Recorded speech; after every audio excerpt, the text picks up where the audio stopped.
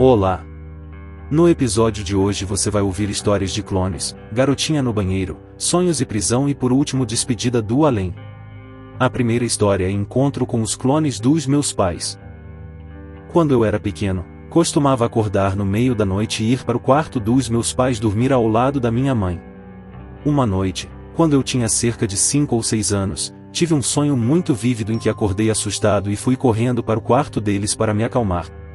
Quando entrei, fiquei muito confuso porque vi meus pais deitados na cama e vi que eles também estavam deitados no chão. Instintivamente, no meu sonho, eu sabia que tinha que acordar os pais certos, porque os pais errados eram maus. Eu precisava tomar uma decisão rápida e acabei escolhendo os pais que estavam dormindo no chão. Lembro de pensar que os pais impostores tentariam me enganar, então escolhi os pais no chão porque era o que fazia mais sentido na hora. Quando me aproximei dos pais no chão, ambos abriram os olhos, onde deveriam estar os globos oculares, havia apenas uma luz vermelha brilhante. Foi quando realmente acordei. Sendo uma criança assustada, é claro que fui imediatamente para o quarto dos meus pais dormir ao lado da minha mãe. Mas quando cheguei lá, vi que tinha um conjunto de pais na cama e um conjunto de pais no chão. Eu literalmente me mijei. O segundo conjunto de pais era na verdade uma pilha de roupas que estava separado para dobrar. Mas nunca esquecerei o medo que tomou conta do meu pequeno coração de 6 anos naquele exato momento. A próxima história se chama Garotinha Loira no Banheiro, que não é a famosa loira no banheiro. Eu vivi em uma casa infernal por 4 anos, dos 11 aos quase 16 anos. Havia constantemente algo acontecendo. Portas abrindo e fechando, vozes, passos. Nada nunca ficava onde eu deixava. E para completar, eu ficava muito sozinho porque meus pais trabalhavam e consequentemente, eu vivia constantemente aterrorizado. Uma das coisas mais perturbadoras foi a garotinha no meu banheiro. Toda vez que eu passava pela porta do meu banheiro, o que acontecia constantemente, já que ficava bem fora do meu quarto, eu via uma garotinha com cabelos loiros cacheados e um vestido cor-de-rosa. Ela apenas ficava ali parada, olhando, parecendo uma fotografia de 1905. Comecei a manter a porta fechada para poder passar sem vê-la, mas ela sempre estava lá quando eu a abria. Uma vez que eu passava por ela, não conseguia mais vê-la, mas podia senti-la ali. Ela me assustava, mas eu sentia muita pena porque ela estava presa ali, assim como eu, mas provavelmente para sempre. À medida que os anos passavam, as coisas na casa continuavam piorando. Ela começou a parecer cada vez mais sombria. Comecei a sentir que ela não era realmente uma garotinha fofa de cabelos loiros cacheados. Eu sabia que havia algo feio naquela casa. Um dia, quando eu tinha 14 anos, uma amiga de outra cidade veio ficar comigo por uma semana. Eu não tinha comentado nada sobre a casa para ela, pois não achava que ela viria se soubesse. Logo depois que ela chegou, estávamos sentados no meu quarto e ela foi ao banheiro. Cerca de 1 minuto depois, ela voltou com uma expressão confusa no rosto e disse: "Então, tem uma garotinha no seu banheiro?" Sim, ela fica lá. Cabelos loiros. Cacheados? Vestido rosa? Sim. Você sabe que aquilo não é realmente uma garotinha, não sabe? Quase vomitei. Eu estava tão aliviado e aterrorizado, animado e pronto para sair da casa gritando. Ela se recusou a usar o meu banheiro pelo resto da semana e eu comecei a usá-lo o mínimo possível sem irritar meus pais, que não queriam acreditar em mim e nem na minha amiga. Eventualmente, nos mudamos e eu não poderia ter ficado mais feliz. Me distanciei mentalmente o máximo que pude daquilo. Então, quando eu tinha 18 anos, levei outro amigo em uma viagem para pegar algumas coisas que eu tinha deixado na casa. Meus pais não tinham conseguido vendê-la e levaria mais 5 anos até conseguirem. Assim que chegamos na propriedade, meu amigo parecia desconfortável. Quando contornamos a curva da longa e íngreme entrada, ele ficou completamente pálido. Eu percebi que algo estava errado, mas ele insistiu que estava tudo bem, então começamos a pegar as coisas. Depois de um tempo, ele pediu para usar o banheiro e eu o direcionei para o meu. 20 segundos depois que ele saiu, ele voltou correndo, ofegante, e bateu a porta do quarto atrás dele. Ele começou a balbuciar sobre uma garotinha loira que não é realmente uma garotinha. De repente, ele ficou completamente imóvel, olhou nos meus olhos e disse muito solenemente: "Ela não está feliz com você. Você foi embora, e não era para ter ido." Pegamos tudo o que foi possível até aquele momento no carro e saímos de lá o mais rápido possível. A próxima história se chama O Sonho que Livrou Meu Pai da Prisão. Muito antes de eu nascer, meus pais alugaram uma casa em uma parte diferente do nosso estado. Minha mãe nunca realmente gostou do lugar. Algo parecia estar errado para ela. O sentimento ainda não tinha desaparecido mesmo depois de alguns meses morando lá. Na verdade, à medida que o tempo passava, ela começou a se sentir cada vez mais desconfortável. Ela atribuía isso à paranoia. Para piorar a situação, o horário do meu pai foi alterado e ele começou a trabalhar no turno da noite. Na primeira noite em que ela ficaria sozinha em casa, ela teve um terrível ataque de ansiedade. Algo ruim estava ao seu redor, ela podia sentir, e ela ligou para uma amiga e a chamou para passar a noite. No dia seguinte, meu pai brincou com ela por ser tão medrosa.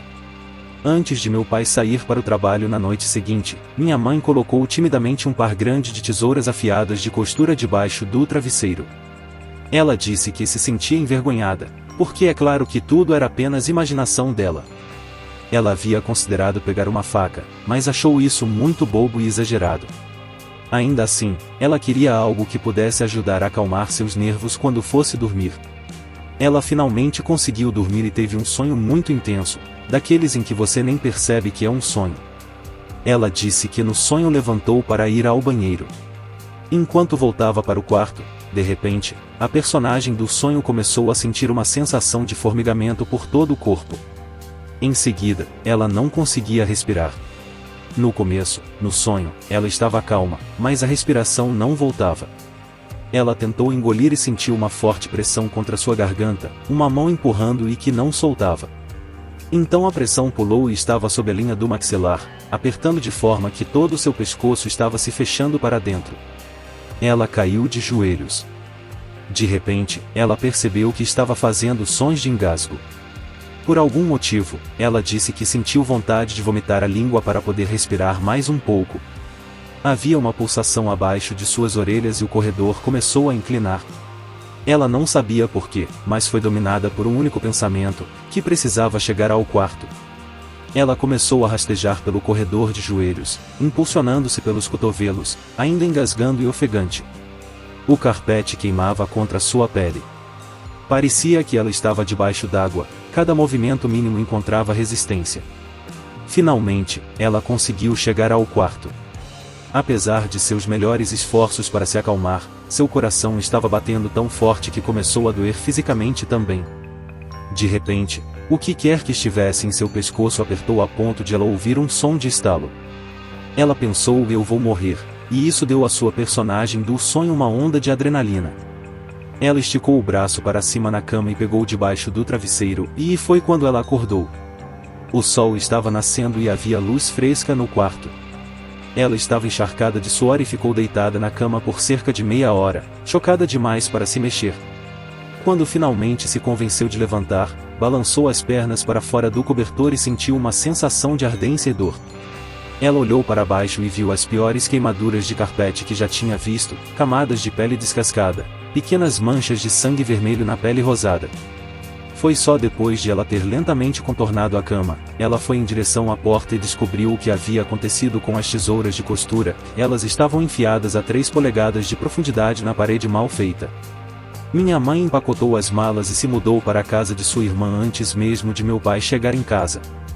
Ela se recusou a voltar para casa, não importava o quanto meu pai reclamasse do custo de rescindir o contrato de aluguel. Finalmente, meu pai desistiu e ligou para o proprietário, pronto para brigar. Ele ficou surpreso quando o proprietário cedeu e deu a eles uma saída que mal custou algo para meus pais. "Acho que você finalmente descobriu", disse o proprietário. "Descobriu?", disse meu pai. "Acontece que, cerca de 5 anos atrás, uma mulher foi encontrada morta na casa. O legista considerou um homicídio, dizendo que ela havia sido estrangulada. O namorado da mulher, que afirmou não estar por perto, foi preso e condenado. Eu sei que o namorado não fez isso", minha mãe concluiu. E é por isso que digo ao seu pai que salvei a vida dele, porque eu salvei a minha própria e o salvei de passar o resto da vida na prisão. A próxima história se chama Luzes do Adeus. Eu e meu pai sempre fomos muito conectados, desde que eu era uma criancinha. Meu maior medo na infância era viver em um mundo no qual meu pai não existisse, ou seja, tinha pânico do meu pai morrer. Os anos foram se passando e nosso relacionamento se manteve o mesmo, sempre muito conectados e presentes um na vida do outro. Até que, eu com meus 30 e poucos anos e ele com quase 70, fomos surpreendidos com a pior notícia que eu poderia receber, e meu pai estava com câncer terminal. Neste momento meu maior pesadelo estava se tornando realidade. Eu sempre fui uma pessoa muito cética, daquelas que só acredita nas coisas se acontecer comigo. E também sou uma pessoa muito curiosa que sempre quis saber se existe vida após a morte. Então, como sempre tive um diálogo muito aberto com meu pai e ele sabia que eu queria uma prova da existência da vida após a morte, perguntei se ele poderia aparecer para mim depois que ele falecesse. É claro que ele topou e começamos a rir desse combinado. Nos últimos dias de vida do meu pai, ele disse que não queria voltar mais para o hospital, seu desejo era morrer em casa. Então montamos toda uma estrutura hospitalar em casa e médicos e enfermeiros passavam lá de 4 em 4 horas para medicá-lo contra a dor, que neste momento já era muito grande. Já sabendo que ele poderia morrer a qualquer momento, eu tinha combinado com minha mãe que quando acontecesse, ela ligasse primeiro para o meu marido e que ele me desse a notícia. Porque toda vez que minha mãe me ligava, inconscientemente eu achava que era para avisar que meu pai morreu e isso estava me causando uma ansiedade gigantesca. Pois bem, no dia que meu pai faleceu, eu passei parte da manhã com ele e depois fui trabalhar. Almocei no trabalho e quando estava escovando os dentes, minha mãe me ligou. Retornei a ligação logo em seguida e perguntei o que tinha acontecido. Minha mãe tentou despistar, mas eu sabia que alguma coisa estava acontecendo. Ela disse que tinha esquecido que não era para ligar para mim, mas disse que achava que meu pai estava morrendo e que se quisesse me despedir dele era para ir logo para casa. E foi o que eu fiz. Reparei que enquanto estava com minha mãe no telefone, a luz que estava em cima de mim começou a piscar.